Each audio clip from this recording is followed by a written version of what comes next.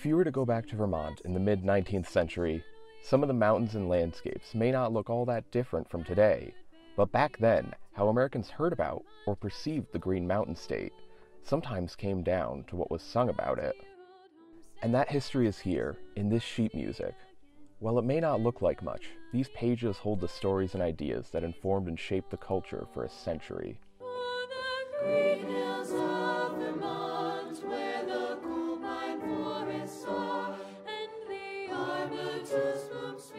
The sheet music collection at Champlain College tells a story, many stories in fact, of love, death, family, and what was expected of people in the world of northern New England. And that included gender roles. So the special collections at Champlain College help us to understand the past in a way that you can't get from reading a history book or a journal article about the lives of everyday Vermonters using ordinary things like photographs and postcards, theater programs, and sheet music. In Champlain Valley on a little hillside farm where I spent so many happy childish days. There I learned to love a maiden. Sheet music was mostly used by middle-class families who could afford a piano. However, the music was used to capture the ears of anyone listening to rally behind a cause. This is a very communal kind of art form, but it's singing and writing music even, playing music. It was something that pervaded all aspects of society. Activists and politicians used music to promote their causes. Calvin Coolidge's presidential campaign exploited that practice. Coolidge found songwriters for these tunes in the Green Mountain State. Songs like Keep Cool and Keep Coolidge and Coolidge and Dawes for the nation's cause not only kept people's focus on politics, but also fed the perception of the presidential lifestyle. First Lady Grace Coolidge viewed music as a way to define culture in the White House. She's probably most well known for the musicals, or musicals that they were called, that she put on at the White House when Calvin was vice president. It was in the East Room of the White House and would invite various classical dignitaries to play or sing at those musicals. It garnered a rather large audience. Other songs in the collection also had the power to spread ideas quickly, to not only change public perception, but also laws. Take Little Brown Jug. Ha, ha, ha, you and me, little brown jug, don't I love thee? Ha, ha, ha, you and me, little brown jug, don't I love thee? A popular song with an upbeat tune, but also a sad story about a man and his bottle. The song follows a man who loves to drink, but as it goes on, it becomes clear it focuses on alcohol addiction and the problems that came with it. There's the problem of the man who is supposed to be responsible being kind of lured away from being responsible by alcohol. In the Prohibition era, songs like Little Brown Jug changed minds. A society without alcohol once seemed unthinkable in 19th century America. The Women's Christian Temperance Union used songs like this to change the attitudes of politicians and civic leaders about the use of alcohol.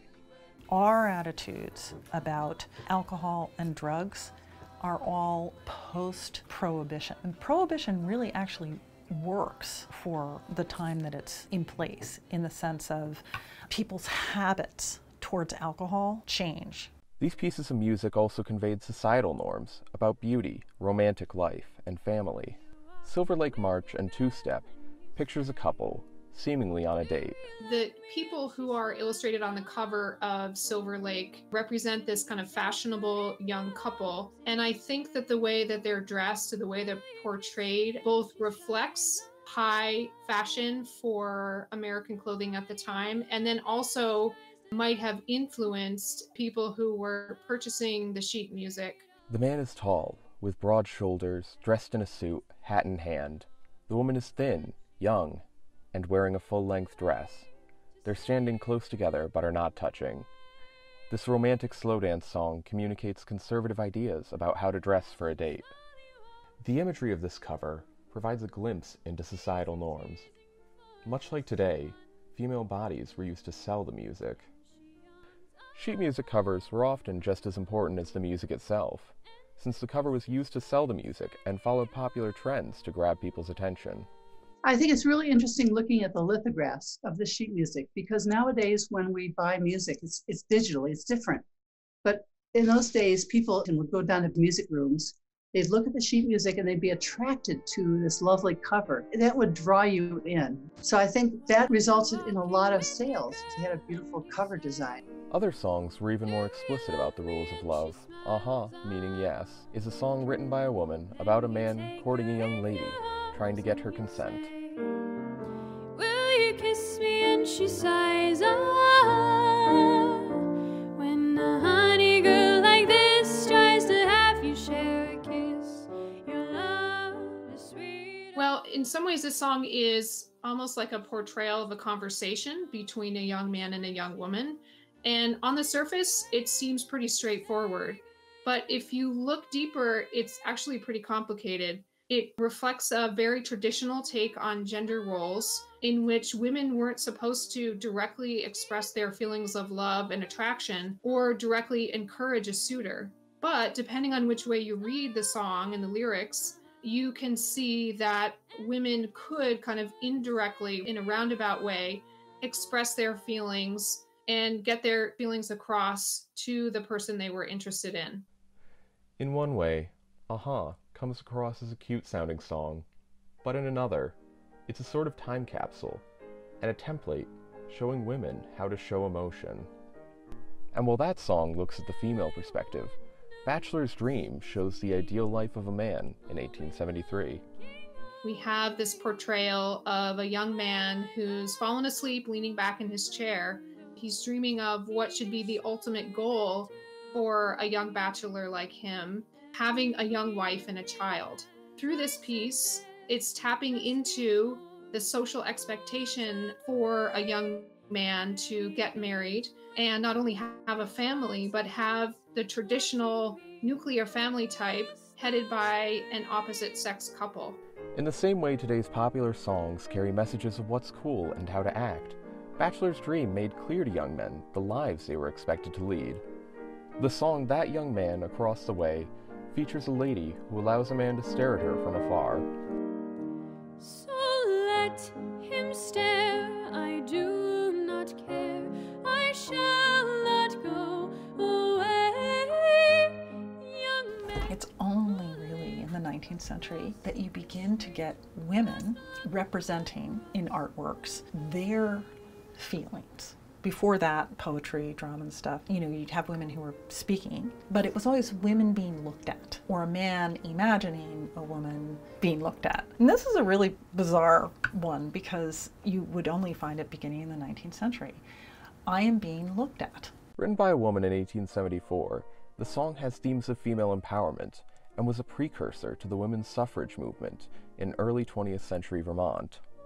It was songs like That Young Man Across the Way, written to empower women of the time, that inspired another generation of activists and songwriters, Lena Cole being one of them, and another artist in the collection. In 1908, Cole composed Three Cheers for Old Vermont, a nostalgia-filled tune about her home state. I think we all have that longing for, what may have never happened, but the good old days. And I think especially at the turn of the century, of the last century, there was a great anxiety throughout the country, but also in Vermont. I think a lot of these songs reflected a longing for what at least people thought were the simple old days. And so often these songs were popular, I think, because they stirred up those emotions of a time of a golden age gone by, which, maybe never really existed. Then, in 1914, Cole published Only a Bunch of Forget-Me-Nots, a sad ballad about a long-lost love. Throughout the song, Cole compares herself and her love to faded forget-me-nots. Sweetest in my thoughts, my precious faded blue forget-me-nots.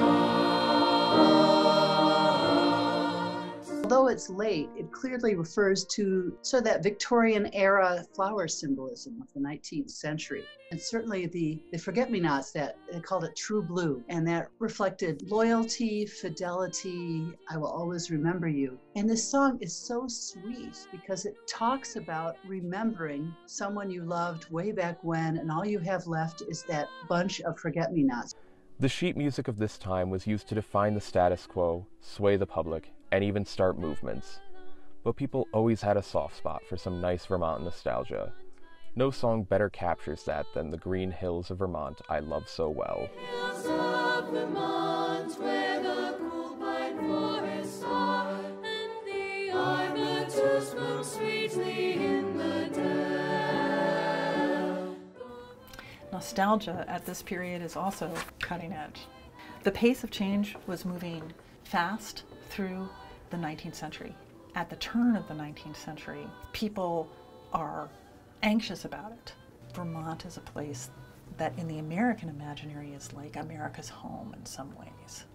So many of the Vermont men, they don't come back to live, but they come back to celebrate Old Home Week. In 2020, popular music is listened to on streaming platforms and smartphones, but the values and issues talked about in the sheet music collection are still prevalent today. The green hills of Vermont,